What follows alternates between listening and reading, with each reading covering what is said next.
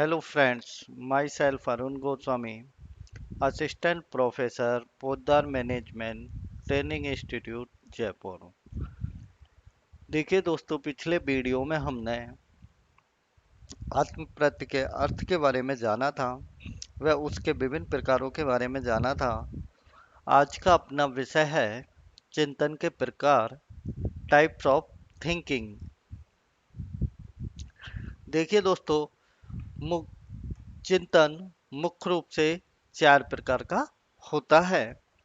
सबसे पहले प्रत्यक्ष आत्मक चिंतन। यह चिंतन सामान्य प्रकार का होता है जो प्राय छोटे बालकों तथा पशुओं में पाया जाता है। इस प्रकार के चिंतन का मुख्य आधार संवेदना या प्रत्यक्षीकरण से प्राप्त प्रत्यक्ष ज्ञान से होता है। देखिए दोस्तों, चिंतन का सबसे प्रमुख रूप है प्रत्यक्षात्मक चिंतन, जो प्रत्यक्ष वस्तुओं से सीखा जाता है। ऐसा चिंतन जो अपने सामने उपस्थित वस्तुओं परिस्थितियों से सीखा जाए तथा अपने सामने उपस्थित परिस्थितियों पर चिंतन किया जाए, तो यह प्रत्यक्षात्मक चिंतन होता है। और यह चिंतन छोटे बालकों तथा पशुओं में पाया जाता है। उनके सामने जब समस्या प्रत्यक्ष में आती है, तब वो चिंतन करने योग्य होते हैं। सेकंड, कल्पनात्मक चिंतन। इसमें प्रत्यक्षीकरण का अभाव रहता है। कल्पनात्मक चिंतन का आधार मानसिक प्रतिमाएं होती हैं। इस प्रकार के चिंतन में कोई वस्तु अथवा परिस्थिति प्रत्यक्ष रूप से उपस्थित नहीं होती है। देखिए दोस्तों, कल्पनात्मक चिंतन में प्रत्यक्षीकरण का अभाव होता है, यानी कि कोई भी प्रत्यक्षीकरण से संबंधित चिंतन नहीं किया जाता है। इसमें अपने सामने वस्तु या परिस्थिति सामने उत्पन्न नहीं होती है। जो कल्पनात्मक चिंतन है वो हमारी मानसिक प्रतिक्रियाओं पर निर्भर होता है। जैसे हम किसी वस्तु के बारे में जब कल्पना करते हैं, तो हमारे माइंड के अंदर एक उस वस्तु से संबंधित पिक्चर बनती है, उन क्रियाकलापों से संबंधित पिक्चर बनती है, जो हमें उस कल्पना पर चिंतन करने की शक्ति प्रदान करती है तथा चिंतन करने के लिए एक स्वरूप प्रदान करती है। इस चिंतन में ना तो कोई वस्तु सामने होती है, ना कोई परिस्थिति सामने होती है। यह केवल कल्पना आधारित चिंतन होता है। थर्ड, प्रत्यात्मक चिंतन। देखिए दोस्तों, यह भी चिंतन का एक स्वरूप है। प्रत्यात्मक चिंतन एक अत्यंत जटिल मानसिक प्रक्रिया है, जिसमें व्यक्ति पुराने अनुभवों के आधार पर अपनी वर्तमान समस्या का सूक्ष्म विश्लेषण करता है तथा उसके संबंध में किसी निष्कर्ष पर पहुंचता है। देखिए दोस्तों, प्रत्यात्मक यानी कि अपनी आत्मप्रत के द्वारा चिंतन करना।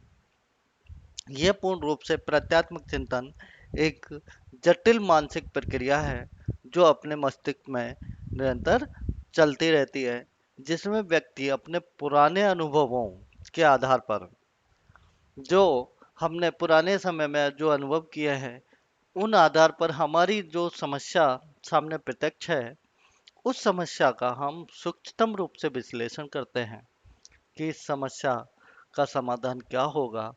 और अंत में हम हमारे अनुभवों के द्वारा उस समस्या के निष्कर्ष पर पहुंचते हैं कि इस समस्या का समाधान क्या होगा।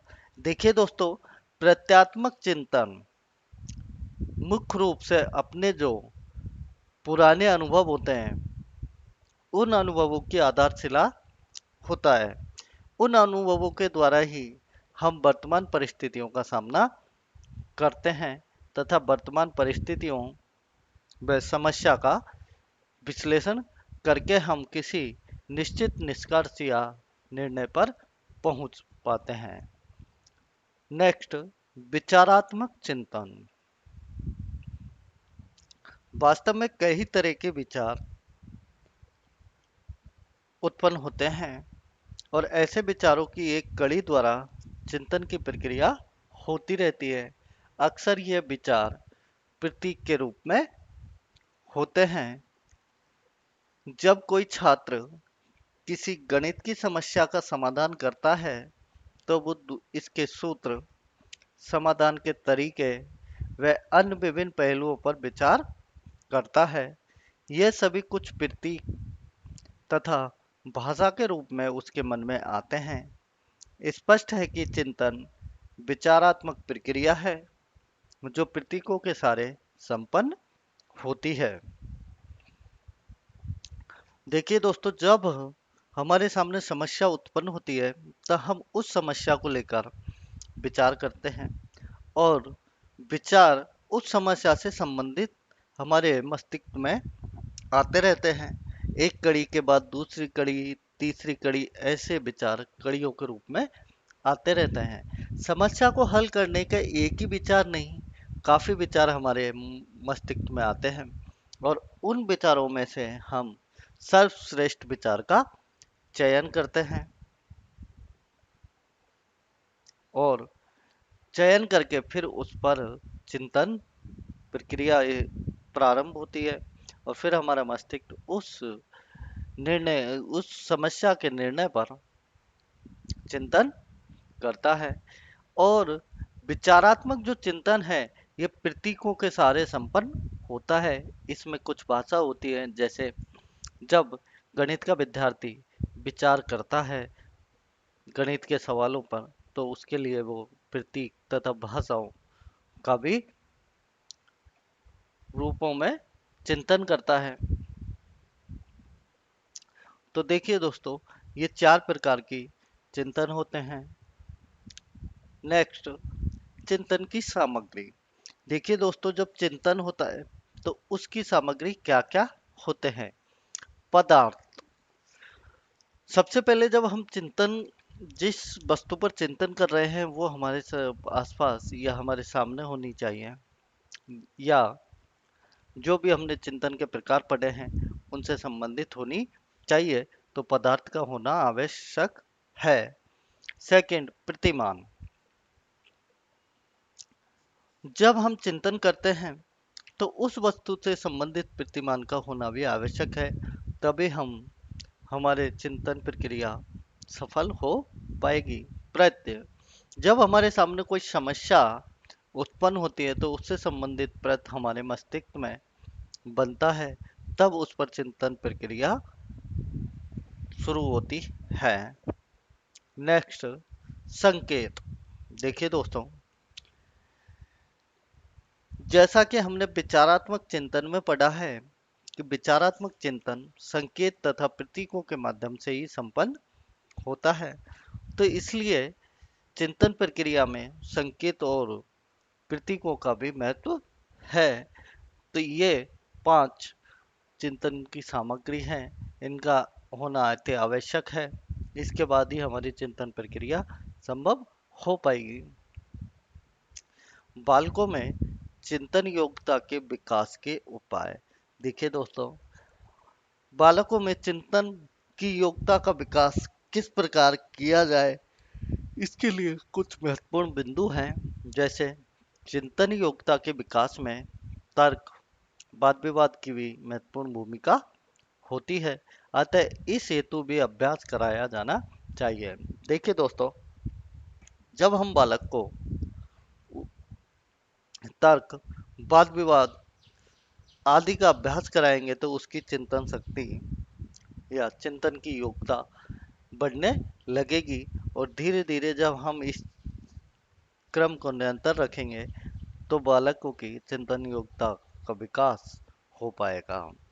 सेकंड, बालकों में विषय वस्तु को पढ़ने में रुचि उत्पन्न करने हेतु विभिन्न उदाहरणों एवं दृष्टांतों को प्रयुक्त किया जाना चाहिए। देखिए दोस्तों, किसी विषय के प्रति बालकों में रुचि उत्पन्न करने के लिए विभिन्न प्रकार के उदाहरण देने चाहिए, विभिन्न प्रकार के दृष्टांत बताने चाहिए, जिससे उस विषय के प्रति बालक में रुचि उत्पन्न हो। और तब बालक में रुचि उत्पन्न होगी तो उस विषय पर चिंतन करने की योग्यता का विकास हो पाएगा। थर्ड, चिंतन भाषा को निर्धारित करता है, अतः बालक को पढ़ने की जानकारी के साथ साथ पर्याप्त भाषा तत्वों का भी ज्ञान आवश्यक है। देखिए दोस्तों, जब जो चिंतन होता है वो भाषा को निर्धारित करता है। जैसा व्यक्ति चिंतन करता है उसका व्यवहार भी वैसा ही होता है। तो बालकों को पढ़ाने के साथ साथ उन्हें सभी प्रकार की जो उनके लिए पर्याप्त भाषाएं हैं उनका भी ज्ञान आवश्यक होता है, क्योंकि भाषा का चिंतन की प्रक्रिया में महत्वपूर्ण स्थान होता है। नेक्स्ट, बालकों को चिंतन के लिए प्रेरित एवं प्रोत्साहित किया जाना चाहिए। देखिए दोस्तों, जो सृजनशील बालक होते हैं वो चिंतनशील बालक होते हैं। तो इसलिए सभी बालकों को चिंतन मनन करने के लिए प्रेरित व प्रोत्साहित करना चाहिए। उन्हें हमेशा चिंतन करने के लिए अभिप्रेरित भी करना चाहिए, जिससे उनकी चिंतन शक्ति का विकास अधिक हो। नेक्स्ट, बालकों की रुचियों के विकास पर ध्यान देना चाहिए। रुचियों के अभाव में चिंतन योग्यता कठिनाई से विकसित होता है। देखिए दोस्तों, जब हम विद्यार्थी को पढ़ाते हैं तो सबसे पहले उसकी रुचि जानते हैं कि विद्यार्थी क्या जानना चाह रहा है। जब उसकी रुचि उस विषय में होगी तो वो आसानी से सीख पाएगा। तो उसी प्रकार जब उसकी रुचि जिस विषय में होगी तो उस विषय पर वो चिंतन कर पाएगा, तथा यदि उसकी रुचि नहीं है तो उसमें चिंतन की योग्यता विकसित करने में बहुत कठिनाई होगी। नेक्स्ट, बालकों को समस्या समाधान के पर्याप्त अवसर देने चाहिए। देखिए दोस्तों, एक शिक्षक को बालकों की समस्या समाधान में केवल सहायता करनी चाहिए, जबकि बालक को अपनी समस्या का समाधान स्वयं करना चाहिए और उसे अवसर देने चाहिए कि वो अपनी समस्या का समाधान स्वयं करे। इससे भी चिंतन शक्ति का विकास होता है। नेक्स्ट, शिक्षकों तथा माता पिता को बालकों को नवीन बातों की समय समय पर जानकारी देते रहना चाहिए, जिससे उसमें उनमें चिंतन का विकास सुचारू रूप से चल सके। देखिए दोस्तों, शिक्षक व माता पिता को बालकों को समय समय पर सभी जानकारी देनी चाहिए, जिससे उनमें चिंतन की जो प्रक्रिया है वो निरंतर सुचारू रूप से चलती रहे। तो ये दोस्तों से 7 बिंदु चिंतन की शक्ति बढ़ाने के उपाय हैं। इनको सभी बालकों को करना चाहिए। थैंक्स दोस्तों।